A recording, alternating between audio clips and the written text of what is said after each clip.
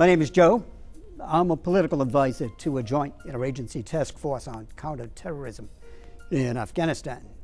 When I was offered the 3161 position, to me it was an ideal circumstance because I had been affiliated with U.S. military for some time.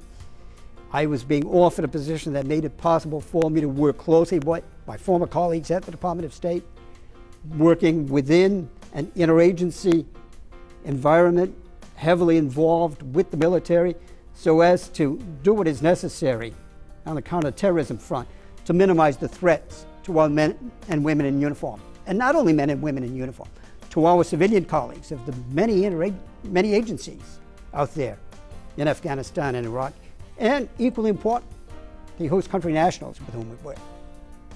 It's been a unique opportunity.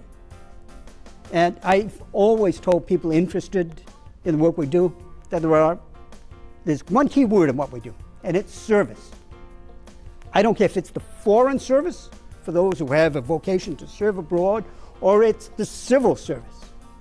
I think people working for state have a distinct ethos, and it comes across.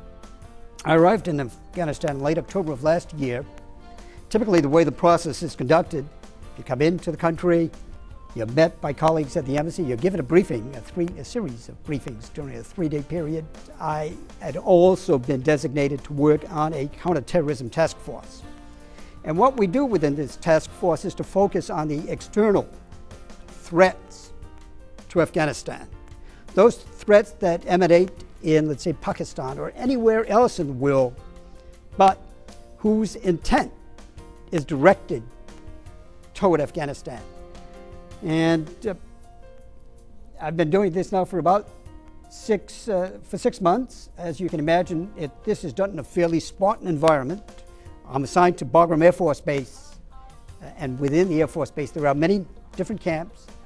I'm in one particular camp where we work on these issues exclusively. There isn't much to do, so we work 7 days a week, 12, 14-hour days, but the work is fascinating.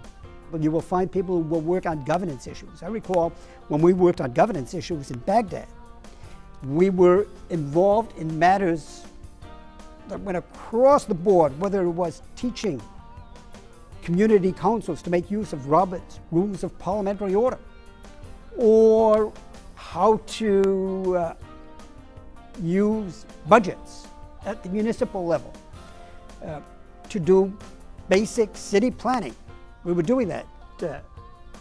Many of my colleagues were involved in rule of law, and rule of law is a very big issue in all of these provincial reconstruction teams. In places like Afghanistan, it's doubly complex and challenging because so much of Afghanistan society is still permeated by the traditional tribal institutions. And so, tribal customs and mores dominate Western law as we know it.